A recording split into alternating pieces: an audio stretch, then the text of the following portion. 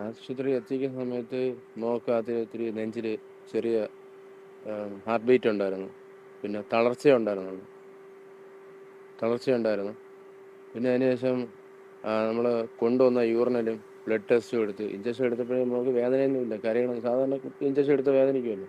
വേദനയൊന്നുമില്ല. ശരീരത്തിൽ നിന്ന് ബ്ലഡ് എടുത്ത് ഏകദേശം അവിടെ റിസൾട്ടിന് കൊടുത്തിട്ട് അവിടെ നിന്ന് പേയ്മെൻറ്റും ചെയ്തിട്ട് നേരെ അവിടെ അരുൺ ഡോക്ടറാണ് ഉണ്ടായിരുന്നത്. ആ ഡോക്ടറിൻ്റെ OP എടുത്ത് ആ റൂമിൽ കാണിച്ച് അരുൺ ഡോക്ടർ പറഞ്ഞ് ശ്വാസം മുട്ടൽ കൂടുതലാണ്, നമുക്ക് ICU-ക്കകത്ത് കയറ്റി നെബുലൈസേഷനും പിന്നെ ഓക്സിജനും കൊടുക്കാമെന്ന് പറഞ്ഞു. അത് കൊടുത്തുകൊണ്ടിരുന്ന സമയത്ത് എൻ്റെ മോൾക്ക് വെള്ളം വേണമെന്ന് പറഞ്ഞു, മിഠായിയും വേണമെന്ന് പറഞ്ഞു. ഞാൻ ക്യാൻറ്റീനിൽ പോയി വാങ്ങിച്ചുകൊണ്ട് വന്ന സമയത്ത് ഈ ഓക്സിജൻ മാസ്കൊക്കെ മാറ്റിയിരിക്കും. അപ്പം നോർമലായിരിക്കുകയാണ്. മിഠായിയൊക്കെ കഴിച്ച് വെള്ളം ഇങ്ങനെ കൊടുക്കാൻ പോയപ്പം അവിടെ നിന്ന് നേഴ്സ് പറഞ്ഞ് ഇപ്പം കൊടുക്കണ്ട, ഇഞ്ചക്ഷൻ കഴിഞ്ഞിട്ട് കൊടുത്താൽ മതി എന്ന് പറഞ്ഞു. അങ്ങനെ ഇഞ്ചക്ഷൻ എടുത്ത് ഇങ്ങനെ 2 എണ്ണം ഇങ്ങനെ എടുത്തത് പെട്ടെന്ന് നമ്മുടെ ചെറിയ ഇങ്ങനെ കോണി 2-3 പ്രാവശ്യം ശ്വാസമൊക്കെ വലിച്ച് അപ്പോഴെന്നെ മയങ്ങി വീണു.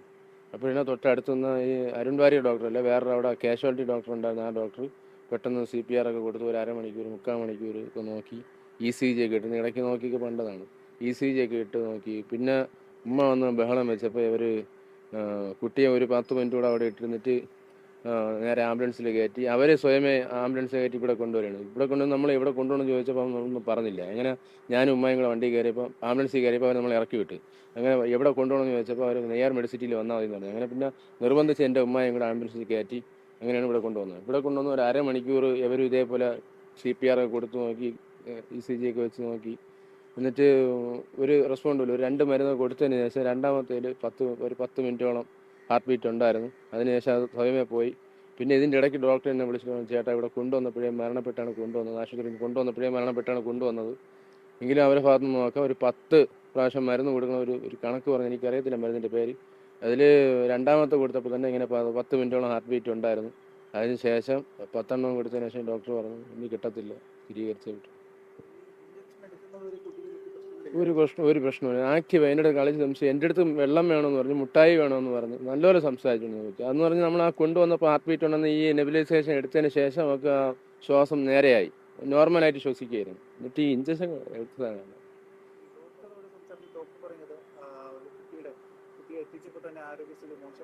അല്ല, നിങ്ങളെങ്കിൽ കൊണ്ടുവന്നതല്ലേ, എനിക്ക് വീട്ടിൽ നിന്ന് കൊണ്ടുവന്നതല്ലേ, ഒരു പ്രശ്നവുമില്ലായിരുന്നു കുട്ടിക്ക്.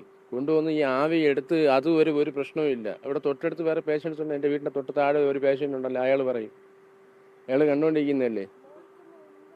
ആ അലർജി അതാണ് 18-ാം തീയതി സ്കൂളിൽ നിന്ന് വിളിച്ച് പറഞ്ഞ് ഇങ്ങനെ കണ്ണിൻ്റെ സൈഡ് ഇങ്ങനെ പെരുവി വരുന്നുണ്ട്.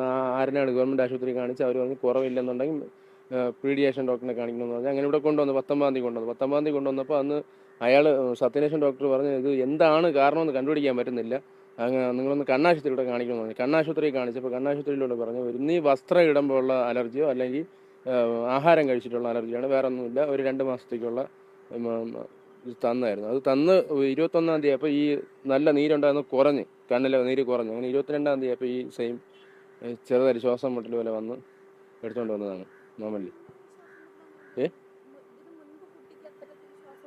ഇല്ല, വന്നിട്ടില്ല. ഫസ്റ്റ് ടൈം ഇന്നലെ, ഇത് 18-ാം തീയതി 19-ാം തീയതി ഈ സമയം നിങ്ങളൊന്നും ശ്വാസം മുട്ടൽ അങ്ങനെ ഒരു പ്രശ്നവും ഇല്ല. അതിനുശേഷം 21 ഇന്നലെ തടിപ്പ് മാത്രമേ ഉണ്ടായിരുന്നു. തടിപ്പ് ചെറിയ പനിയും ഉണ്ടായിരുന്നു, അത് മാറി. കേട്ടില്ല. ഇന്നലെയാണ് ശ്വാസം മുട്ടലുണ്ടാകുന്നത് രാവിലെ. കടിച്ച അങ്ങനെ ഒന്നുമില്ല, ഇങ്ങനെ അത് നോക്കാമല്ല, അതിനകത്ത് നോക്കാമല്ല, അങ്ങനെ ഒന്നും കഴിച്ചിട്ടില്ല. എനിക്ക് ഇവർ ആംബുലൻസിലെടുത്ത് പോകാൻ നമ്മളെ വീട്ടുകാരെ കയറ്റാത്ത കാര്യം എന്താണ്? കുട്ടി ഓൾറെഡി മരിച്ചെന്നാണല്ലോ ഇവിടെ പറഞ്ഞത്. ഇവിടെ കൊണ്ടുവന്ന് ഓൾറെഡി മരിച്ചെന്നാണല്ലോ പറഞ്ഞത്. എനിക്കത് മറച്ചു വയ്ക്കാനല്ലേ അവർ ചെയ്തത്. നമ്മളിവിടെ കയറ്റാൻ നമ്മൾക്ക് പറയാൻ ഏത് ആശുപത്രി കൊണ്ടുവന്ന് നമ്മൾ റെഫർ ചെയ്തു ഇങ്ങോട്ട്. അവരാദ്യമേ ഈ ആവി കൊടുക്കുന്നതിന് മുമ്പേ ആ അരുൺ ഡോക്ടർ വന്ന് പറഞ്ഞല്ലേ, SAT-യിൽ പ്രിഫർ ചെയ്തതിൻ്റെ ബില്ല് ഇതാ കിടപ്പുണ്ടില്ലേ. അരുൺ ഡോക്ടർ വന്ന് പറഞ്ഞ് SAT-യിലോട്ട് വിടാമെന്ന് പറഞ്ഞു. അതിനുശേഷമാണ് ഈ ഇഞ്ചക്ഷൻ എടുത്തിട്ടാണ് മോളെ ഇത് പോയത്. ഇപ്പോഴേ അങ്ങ് പോവുകയാണ്. അതിന് മുമ്പേ അവർ അരുൺ ഡോക്ടർ എന്ന് പറഞ്ഞ് SAT കൊണ്ടുപോകണമെന്ന് പറഞ്ഞു ഈ ആവി എടുത്തതിന് ശേഷം. ഇപ്പം ആരാണ് പോലീസ് സ്റ്റേഷനിൽ പരാതി കൊടുത്തിട്ടുണ്ട്. ഇപ്പം ഈ പോണ വഴിക്ക് ഇനി ഒന്ന് മുഖ്യമന്ത്രിക്ക് ഒന്ന് പരാതി കൊടുക്കണം. പിന്നെ ബാലാഘോഷനും പിന്നെ വേറെ 1-2 കമ്മീഷനും ഉണ്ട്, അതിലൂടെ കൊടുക്കണം, പരാതി കൊടുക്കണം. ആരോഗ്യമന്ത്രിയും കൊടുക്കണം.